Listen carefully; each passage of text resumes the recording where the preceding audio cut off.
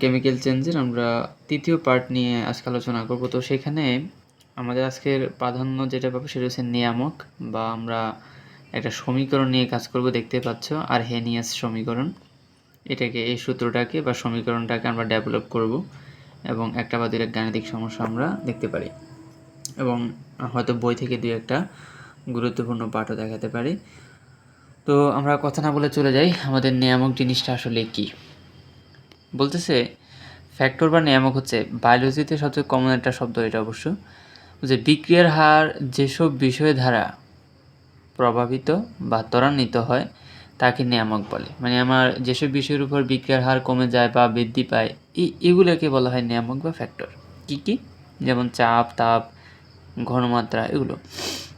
তো এই ক্ষেত্রে আরহেনিয়াস একটা সূত্র বা একটা সমীকরণ দিয়েছে। সমীকরণটা হচ্ছে কি যে K equal A into E to the power minus EA by RT.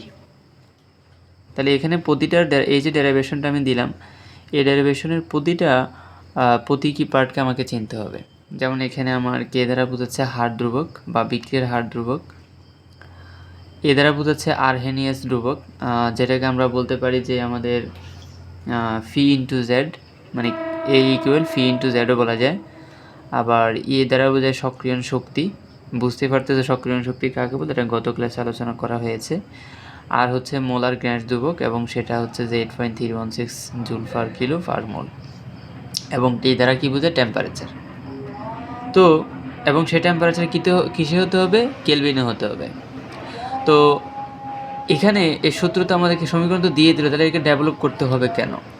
আসলে যদি এখানে ভালো করে খেয়াল করো, এখানে শুধুমাত্র টি লেখা, তার মানে একটা নির্দিষ্ট টেম্পারেচার যদি দেওয়া থাকে তাহলে আমি তার সাম্যধ্রুবক বা বিক্রিয়ার হার ধ্রুবকটা বের করতে সক্ষম হই।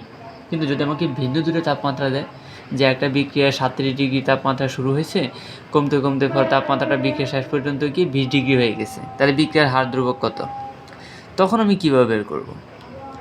সেই জন্যে আমরা সূত্রটাকে ডেভেলপ করব। তো আমি যদি এখানে সূত্রটা আমার মূলত ছিল এরকম যে K equal A into E to the power minus EA by RT.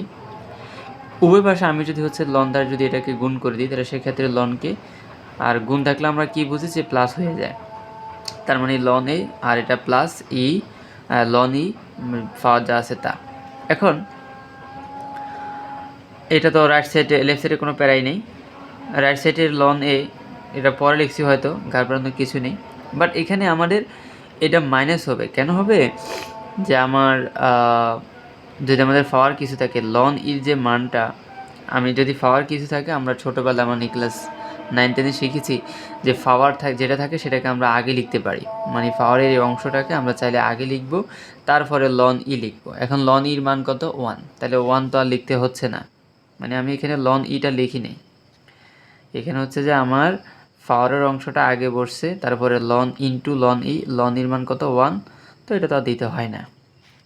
এরপরে আমরা যদি লন থেকে যদি লগে চলে যাই, তাহলে সেটাকে 2.303 মানে লন ইকুয়াল 2.303 লগ হয় আর কি। তাহলে এটাকে লন থেকে আমরা কত চলে গেলাম? লগে চলে গেলাম। এবং এই অংশটা কোনো লনের অংশ না, এটা যেভাবে সেভাবে, অর্থাৎ মাইনাস ইএ বাই আরটি। আর এখানে প্লাস, আমি লন থেকে যদি লগে যাই তাহলে একইভাবে 2.303 লগে চলে গেলাম।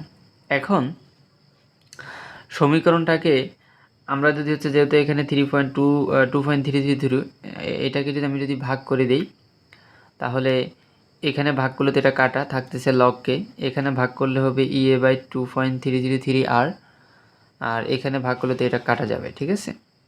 এখন সমীকরণটা একটু ভালো করে যদি মনোযোগ দাও, আমি যদি হচ্ছে এখানে পুরো অংশটাকে অংশটাকে যদি আমি যদি ওয়াই কল্পনা করি, 1/t-কে আমি যদি এক্স কল্পনা করি, তাহলে দেখো তো যে ওয়াই ইকুয়াল এটাকে এম আর এটাকে যদি সি কল্পনা করি, এটা আমাদের কিন্তু সরলরেখার সমীকরণে স্যাদবিন্দুগামী সরলরেখার সমীকরণে পৌঁছায়। কীরকম? যে y equal m x plus c, যেখানে এম হচ্ছে মাইনাস ইএ বাই 2.303 আর 1/t হচ্ছে এক্স প্লাস লগ এ হচ্ছে সি, ঠিক নয় কি?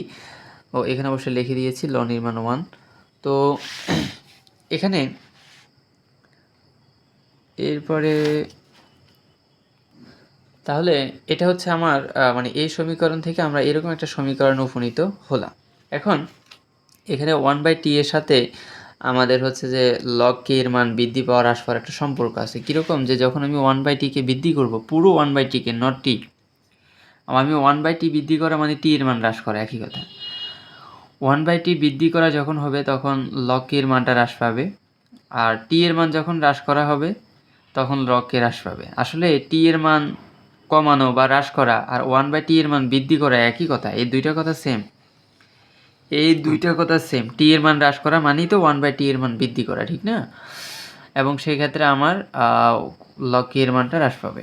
আর যদি আমি t এর মানটা বৃদ্ধি করি তার মানে 1/t এর মানটা হচ্ছে হ্রাস পাবে, অর্থাৎ log k এর মান বৃদ্ধি পাবে।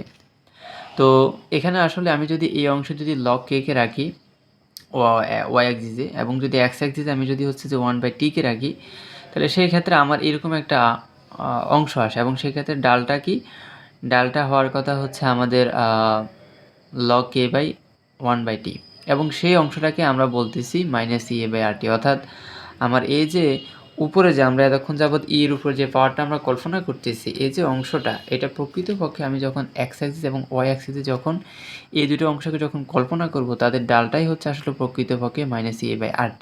ওকে, তার মানে এখানে আমরা একটা জিনিস দেখতে পাচ্ছি যে আমরা যখন তাপমাত্রা বাড়াচ্ছি তখন আমাদের হাত ধ্রুবকের মানটা বৃদ্ধি পাচ্ছে, ঠিক আছে? আমরা যখন বাড়াচ্ছি তখন বৃদ্ধি পাচ্ছে, আর আমরা যখন t এর মানটা কমাচ্ছি তখন হাত ধ্রুবকের মানটা কি হচ্ছে, কমে যাচ্ছে। ভালো করে খেয়াল করো, বা সমীকরণ থেকেও খেয়াল করতে পারো। আমি যখন t এর মান বৃদ্ধি করতেছি তখন log k এর মানটা বৃদ্ধি পাচ্ছে, ঠিক আছে? আমি যখন t এর মানটা কমাচ্ছি তখন log k এর মানটা কমে যাচ্ছে। কেন কমে যাচ্ছে? কারণ প্রকৃতপক্ষে আমার t তো আর t নয়, t এর সাথে এখানে log এর মানে পুরোটা, যখন t কমানো এবং বাড়ানোর উপর পুরো অংশের উপর একটা প্রভাব পড়ে।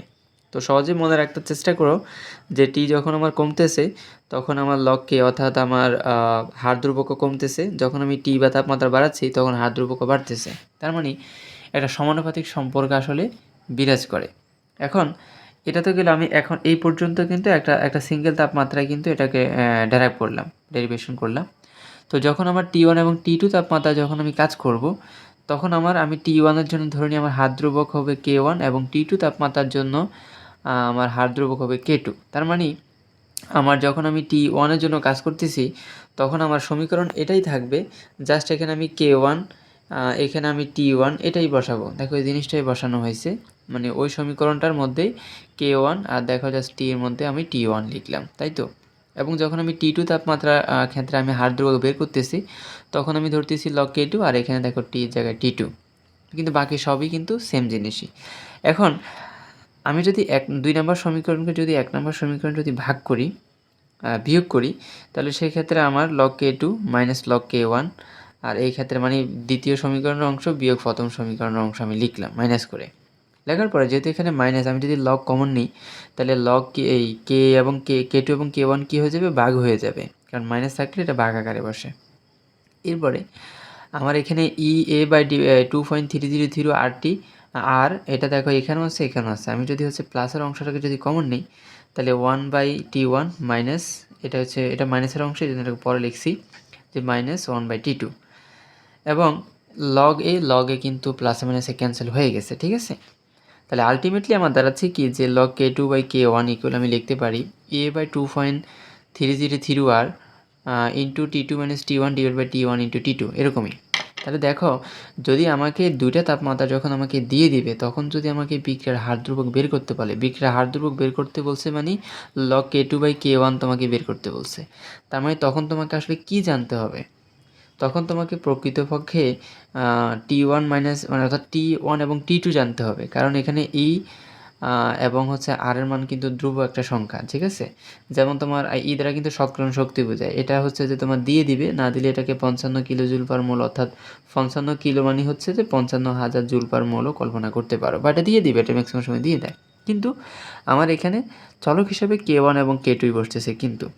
তো আমরা যদি বই থেকে একটু দেখি, আমি যদি একটা এক্সাম্পল এখানে কল্পনা করি, যেমন দেখো যে বিন্দু দুটি তাপমাত্রায় বিক্রিয়ার হারের বা হার ধ্রুবকের তুলনা, তাহলে দেখো পরীক্ষার মাধ্যমে 27 ডিগ্রি তাপমাত্রায় নির্মিত অধিকাংশ বিক্রিয়ার সক্রিয়ণ শক্তি 55 কিলোজুল বা 55,000 জুল পার মোল।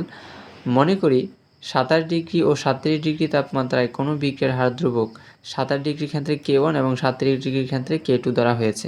তাহলে এই ক্ষেত্রে 10 ডিগ্রি তাপমাত্রা যে বৃদ্ধি পেয়েছে না, তাহলে এই যে 10 ডিগ্রি তাপমাত্রা বৃদ্ধির ফলে বিক্রিয়ার হারের তুলনা করো, মানে আমার বিক্রিয়ার হার যখন 7-8 ডিগ্রি ছিল তখন বিক্রিয়ার হার কেমন ছিল, এবং যখন আমি 10 ডিগ্রি তাপমাত্রা বৃদ্ধি করে যখন 37 ডিগ্রি তাপমাত্রা করে ফেললাম এখন বিক্রিয়ার হারটা কেমন, এটা আমাকে তুলনা করতে বলছে। তাহলে আমরা আরহেনিয়াসের যে সমীকরণ আমাদের ছিল সেখান থেকে আমরা দেখেছি যে log K2/K1 equal EA/2.3331 into হচ্ছে T2 - T1/T1 ইন্টু T2। এখন আমার এখানে T1 ছিল আমার সেলসিয়াস, এটাকে আমরা কেলভিনে নিলাম, T2 ছিল সেলসিয়াস, এটাকে আমরা কেলভিনে নিলাম 273 যোগ করে, এবং আমার এর মান অবশ্যই জুল ফর্মুলা হতে হবে, নট কিলো। কিলো দিলে মাথায় রাখবা ছোটো মিস্টেক কখনো করা যাবে না, কিলো থেকে অবশ্যই জুলে নিতে হবে। আর এর মধ্যে আমরা দেখে এসেছি যে এটা 8.314 জুল ফর্মুল ফার কেলভিন। এখন তার মানে হচ্ছে আমার কাছে এর মান, এর মান, T1 মান, T2 মান সব কিছুর মানই কিন্তু আমার কাছে আসলে বিদ্যমান। তাহলে আমি যদি সবগুলোর মান এখানে বসাই এবং যদি ক্যালকুলেটর চাপি, সেই ক্ষেত্রে আমার log K2/K1 এর মান আসতেছে কত, 0.30887 এরকম। এখন আমি যখন লগকে যখন ওই পাশে ট্রান্সফার করে দিব, কারণ আমার তো প্রকৃতপক্ষে K2/K1 লাগবে, কারণ আমি K1 এবং K2-র মধ্যে তুলনা করতে চাচ্ছি, মানে হার ধ্রুবকগুলো তুলনা করতে চাচ্ছি। তাহলে সেই ক্ষেত্রে আমার K2/K1 ইকুয়াল কী হবে, লগ ওই পাশে গেলে লগ ইনভার্স হয়ে যাবে। তো অবশ্যই কীভাবে ইনভার্স তুলে দেওয়া সেটা তোমরা ক্যালকুলেটারে জানো। তাও আমি দেখাচ্ছি। এই যে সিস্টেমটা হচ্ছে আসলে এই যে আমার ক্যালকুলেটর অবশ্য কাজ করতেছে না, বাট আমি বলে দিচ্ছি যে কীভাবে আসলে করতে হবে। এই দেখো লগ বাটনটা আছে, তাহলে লগ ইনভার্স কীভাবে উঠাবো, শিফটে ক্লিক করার পরে যদি লগে ক্লিক করো তাহলে লগ ইনভার্স হয়ে যাবে আসলে। তো হলো, তাহলে লগ ইনভার্সের পরে এই বাটনটা টিপ দিলে তুমি পাচ্ছ 2.036 মানে 2। তার মানে আমার K2/K1 ইকুয়াল 2, তাহলে K2 ইকুয়াল কী হবে 2K1। তার মানে দেখো 27 ডিগ্রি থেকে আমি যখন তাপমাত্রা 10 ডিগ্রি বৃদ্ধি করছি, 37 ডিগ্রিতে নিয়ে গেছি, তখন দেখো আমার হচ্ছে যে বিক্রিয়ার হার ধ্রুবক দ্বিগুণ হয়ে গেছে। কথা বুঝে গেছে? আমার আগের বিক্রিয়া মানে 27 ডিগ্রির জন্য বিক্রিয়ার হার ধ্রুবক ছিল K1, আর 37 ডিগ্রির জন্য হয়েছে K2।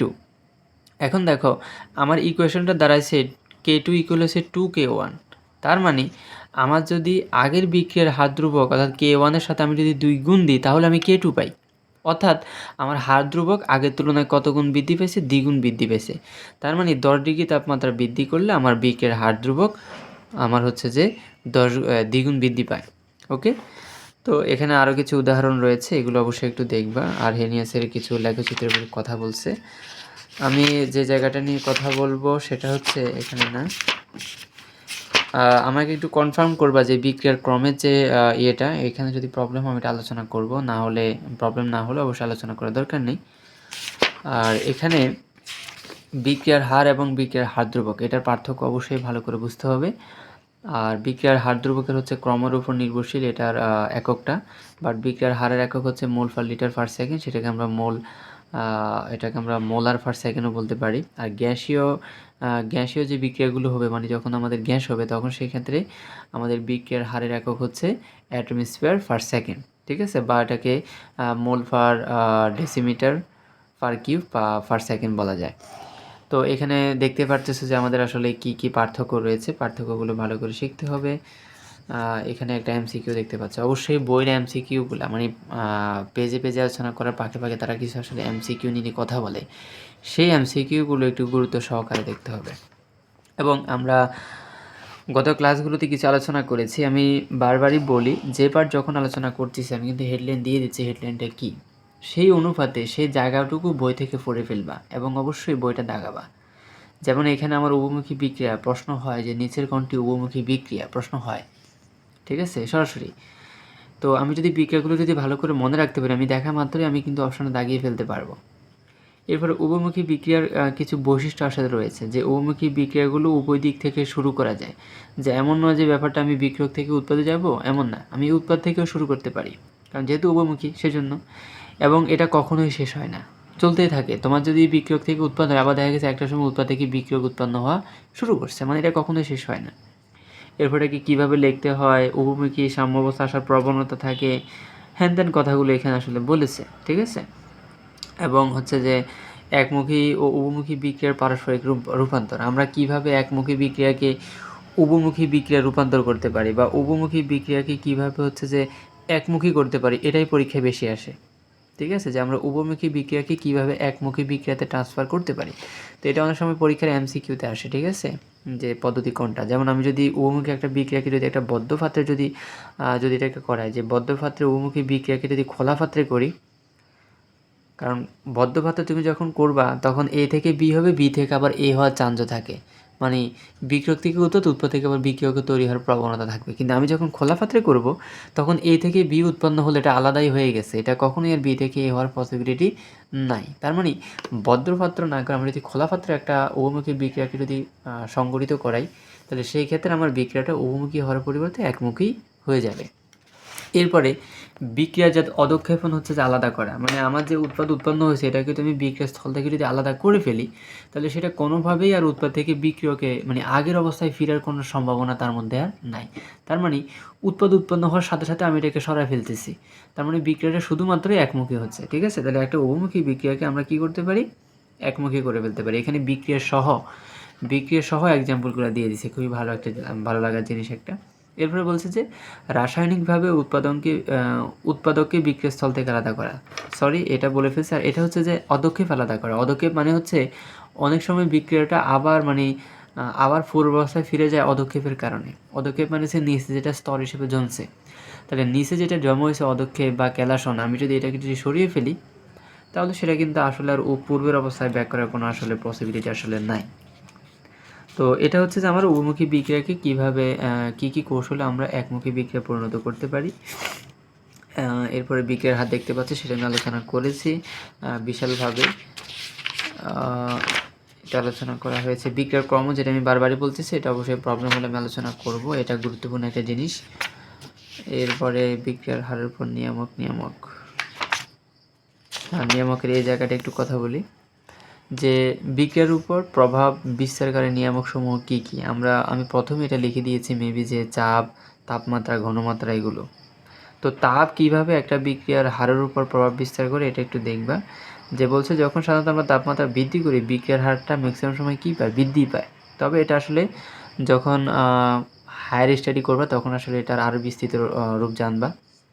এরপরে বিক্রিয়ার হারের উপরে তাপমাত্রার প্রভাবটা কীরকম, এটা নিয়ে হচ্ছে আমরা যে আরএনএসের যে সমীকরণটা আসলে দেখছি, এটার প্রকৃতপক্ষে আমাদের তাপমাত্রা রিলেটেডই ছিল।